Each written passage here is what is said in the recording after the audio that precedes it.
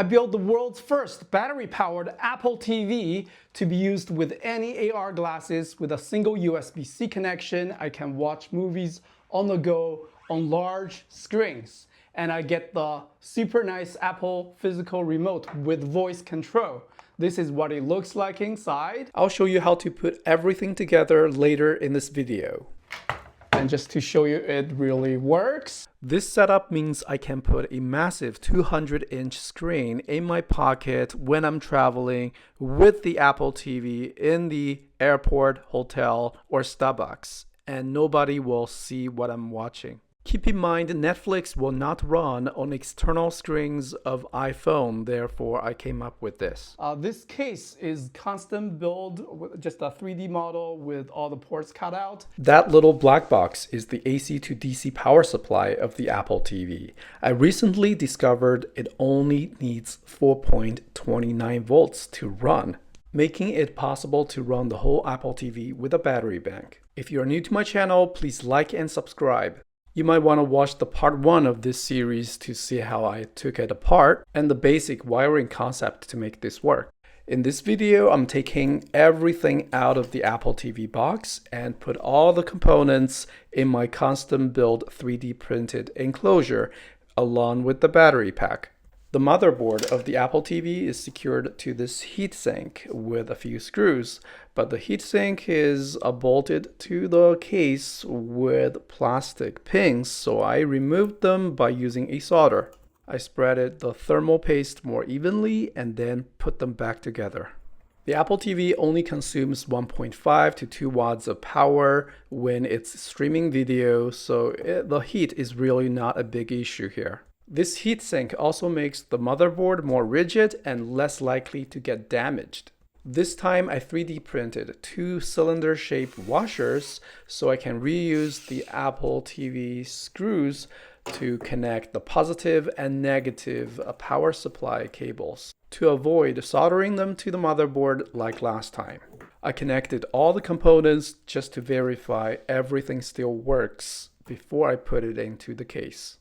And just to double check the voltage is set correctly. The DC to DC step-down chip is required to bring the voltage from 5 volts power delivery trigger to 4.29 volts because the Apple TV will power off automatically to protect itself if the voltage is greater than maybe 4.7 volts. The whole setup consumes about 5 watts of power total, which is about charging the old iPhone 5 watts. This HDMI to USB-C adapter consumes about 3 watts of power. When it's playing YouTube video, the Apple TV consumes about 1.7 watts. That is really low. It's super power efficient. It actually consumes less power than this HDMI adapter. This is the bare minimum working unit, and I have the 3D printed case ready. Let's try to fit everything together in this case. I have roughly cut open all the ports. Again, this is a rough prototype. I may have to build another case depending on the port's position and wiring choices. And keep in mind that the wiring is probably the most challenging part, as I had to source all sorts of right angle adapters and flat cables just to make it work in a tight space. And this is a USB-C male to female adapter, so I can charge the battery as I use the battery to power the Apple TV as well as the adapter. That's a quick overview. This special thin cable, 90-degree HDMI cable, is designed for drones, and it's very lightweight, but it has exposed contacts. I may have to use hot glue to insulate it, as obviously this type of regular short HDMI cable will not work for the case, or is too exposed. So this, as it goes into the case, I have actually a pretty good print here in terms of its dimensions. The HDMI original port is here, a little bit offset. I can make some minor changes to fit it. This is the power input for the Apple TV. The power delivery trigger chip to set to 5 volts, connected to a DC step down chip to convert it to 4.3 volts regulated power to these 2 contact points to supply power to the whole Apple board. Again, that's the large heat sink. Male to female adapter. I want to use it and charge it at the same time. So this will be here. I will secure it later. So that's the power input. And you can also use it to charge the phones or laptops. This is a bidirectional port. So actually we have 2 bidirectional USB-C ports. The other port will be used to power the Apple TV. So I can totally hide this port and not expose the power input, so you can just power the whole battery if you want to use it in the wire mode, but I chose not to do that because if I want to use it to connect to a regular TV, I can totally just bypass the battery and just use this port and don't have to, keep the battery charged, don't have really to see this cable. That I guess is up to you. You may pull down these 2 slots to remove the cord to route it through the ports, the port opening, but I don't have that issue. Gonna affect anything. So this port actually faces up. I'm gonna do this then, but my opening is big enough. I don't need to remove the cable from the clamp. So I'll just directly plug it in here. As you can see, it's actually sits sort of flush with the case.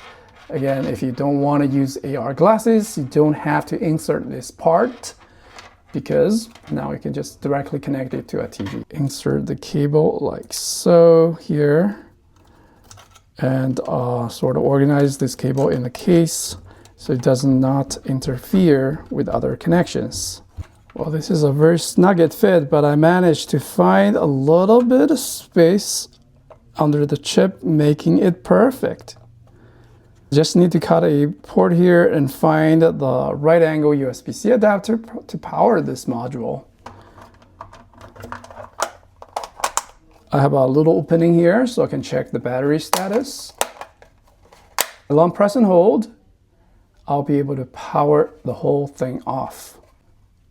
Well, so this is the final form for part 2. Obviously, I still need to redesign the case to fit all the port changes.